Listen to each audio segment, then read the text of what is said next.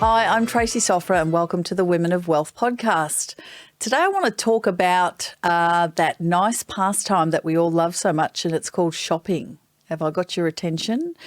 If you feel that you are shopping too much, I'm just going to fill you in on a little detail. You're not alone. Many people look at their spending habits and decide that more money should stay in their bank accounts, but they don't actually know how to do that. It can be quite challenging. So if you're wondering how to stop shopping, keep listening.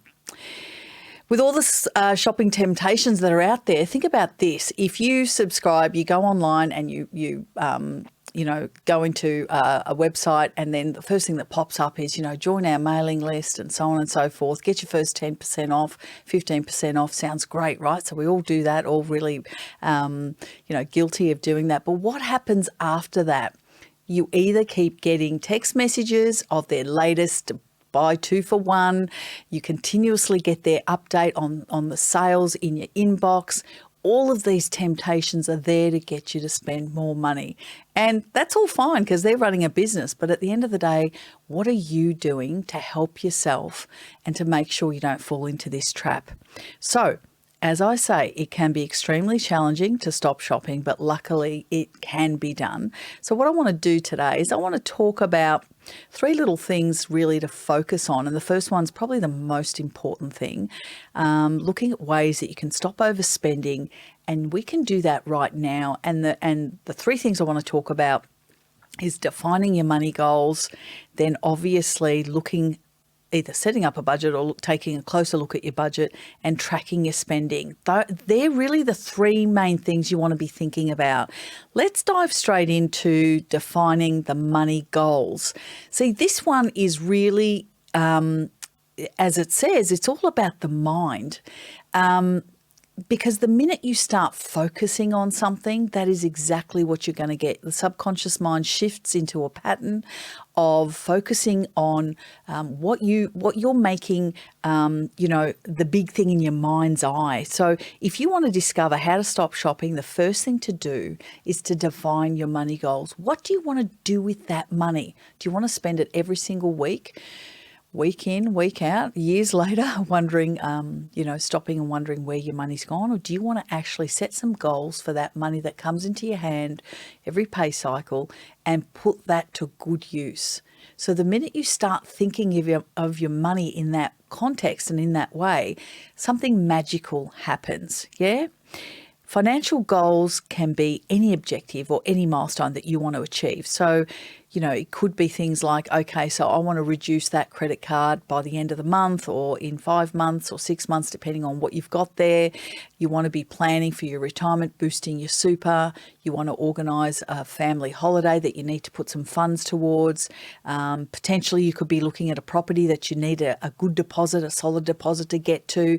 All of these things have to come front of mind and have to be a real live goal that you set and that you bring to life and that you share with family and that you write down and that you talk about.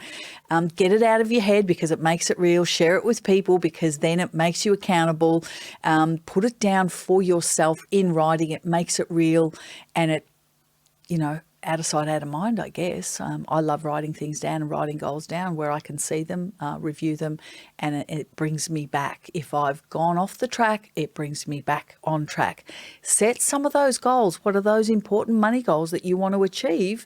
And all of a sudden, the next time you go to make a purchase and think, wow, that's great, it's 20% off, you're going to have another thing in the back of your mind that says, hey, Trace, remember that goal that you set 3 weeks ago? How are you going with that? Do you really need this item? Do you really want to be spending this money?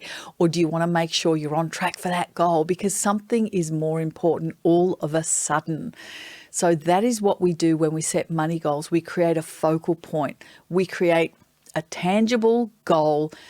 And you've got to make it tangible. As I said before, share it with your friends, write it down, say it out aloud.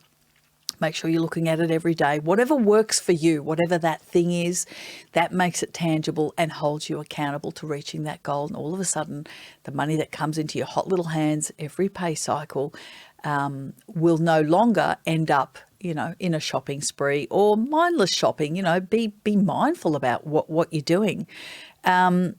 So really consider what money moves that you're going to make, and I'm calling them money moves, that will make that dream a reality. So again, as I said, whatever the dream may be, it's likely that your money habits are not supporting those goals. So what we're trying to do here is we're trying to shift that money habit of overspending, create some money goals that we want to achieve, and adjust that habit to achieve that goal. So once you do define your money goals, you're going to be less tempted, without a doubt, to splurge on unnecessary purchases. You're going to question everything. And can I just add a little suggestion here? Maybe you unsubscribe to all of those emails and maybe type back when the text message comes through, that the next 3 days, 50% off and whatever else they tell you. Maybe you type in stop so that text message stops as well. It's so important to put the funds that you would have spent on shopping towards your money goals instead. And as I always say, you get what you focus on. So it's simple. It's not really that hard. It takes time, energy, and effort. But once you allocate that time to yourself, gift yourself that time. If you're not happy with something, what do? You've got to take action to change it. So the next step is, carve out half an hour. It doesn't have to be a very long time. Half an hour, 20 minutes, whatever you've got, put pen to paper and write down some money goals. Don't edit it. It's for your eyes only. It doesn't really matter what you put down. Write down some money goals. It's almost like therapy, putting pen to paper and getting it out of here, out of your heart, mind and soul and onto paper, and then look at that and then share it with your family, share it with your friends, hold yourself accountable, type it on a Word doc, get it laminated and put it somewhere, keep looking at it, use it as a screensaver, whatever works for you, but do that first and most important task is set those money goals so you can shift your focus. Because if you have no goal, no focus, you go through life. It's not just about the money. It's where you spend your time, where you spend your energy. Everything that you do in your life requires some focal point, some goal, so that you're heading in the right direction. Otherwise, it's like getting in a car and not knowing where you're going, driving around mindlessly. We don't want to be doing that with our lives, do we? And particularly with something as powerful as our ability to earn an income, our money. It's precious, let me tell you. So once you've set that money goal, the next step that you want to be doing is you want to take a closer look at your budget. If you don't have a budget, create a budget. So with your money goals in mind, set up a simple budget that works for you. And my operative word here is simple. Keep it simple. Don't overcomplicate these things. If they become too complicated, you kind of tend not to do it and you steer away from that because it becomes too painful. In this day and age where we lack time, we're tired, we're all over too many things, some things need to be kept simple, so we stick to it. So keep a simple budget. Have a look at a simple budget.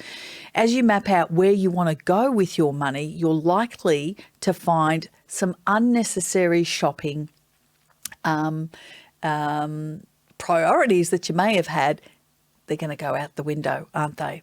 So what you're going to do is all of a sudden those habits, the way you were thinking, the way you were, using that money and what you were doing from day to day, week to week, month to month is going to change as soon as you create those money goals, get a simple budget and put those two most important factors to work and get them going.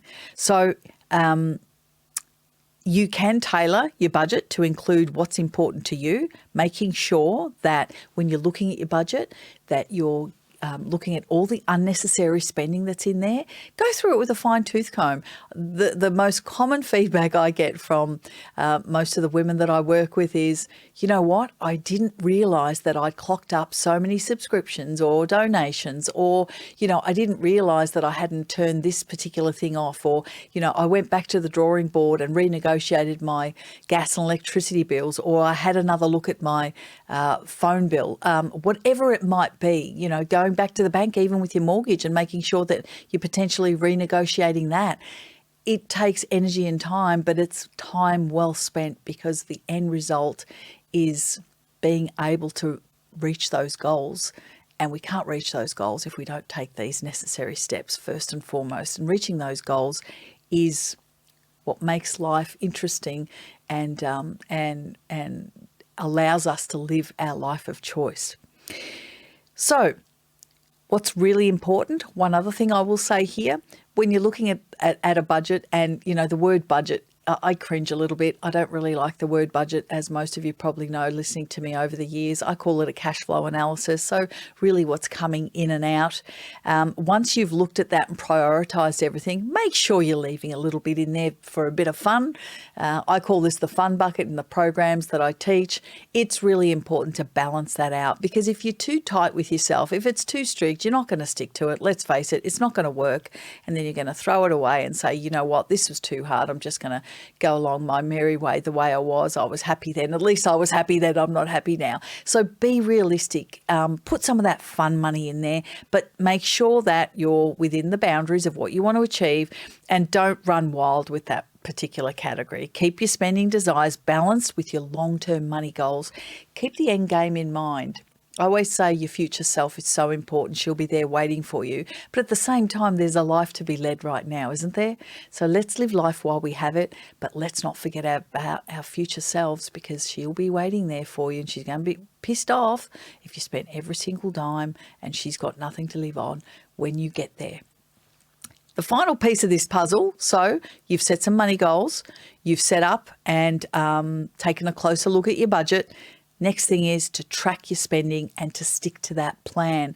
So, setting up a budget is one thing. It's one piece of the puzzle, but you've got to track that as you go. And at this early stage of behavioural change, I always talk about making sure you're looking at that on a weekly basis without a doubt. Unless it depends on the individual. It can take months, 3 or 4 months for some, 6, 7, 8 months for others, and maybe 12 months for others. It just depends on you and how you manage this process. But when it's in its infancy and you're just starting out, it's really important to do it weekly. You won't really be that good at it, shall I say, at the start. You're going to have to keep a close rein on it every single week to see what's happening, what's coming in, what's going out, whether you're achieving that goal, and whether you're making sure that you're tracking your spending so those long-term goals are going to be met and you're going to be happy when you reach those milestones. So track your spending, and you won't know if you're sticking to your budgeting plan unless you track your spending. So that makes sense, and that's why you need to do that regularly. And I always say weekly at the start. If any of this has hit a nerve and you've kind of said, yes, and you've been shaking your head and wondering, oh my God, yeah, that's what I've been doing and I just can't get off this merry-go-round. At Wow Women, we use what I call the automatic cash flow framework, which is the exact budgeting tool that I created and I use myself, because it's a simple way, and again, there's that word simple, right? It's a simple way to know where your money's going and how to automate all of that through to your banking, which is really, really important. So making sure that your cash flow is in control and making sure your banking structure is supporting that. It helps you to set a budget and it helps you track that budget so you can actually stick to it. If you need help crafting a budget like that works and tracking your spending, we do have on our website, wowwomen.com.au, there is a button that says, check out our programs. You can click that link and you can book a call with one of our strategists who can show you exactly how aligning your money goals with your budget and tracking your spending can get you off that debt merry-go-round and that overspending merry-go-round and get you on the right track for saving for your nest egg for your future. Best of all, the call is actually free. So make sure you're looking at that. It's wowwomen.com.au. Make sure you're looking at that and take up that offer because, as I say, if you need help, even professionals need a mentor to guide them along the way. So I'm hoping that's helped you for this particular podcast. They're simple little strategies, but they make the biggest impact. Make sure to subscribe now to our podcast if you haven't already on your favourite platform. There's a multitude of them, as you know. And be sure to check out other podcasts in this series that you may have missed if you've just jumped on here for the first time. There's quite a few juicy other bits and bobs in there that I'm sure you will enjoy. Thank you for joining me.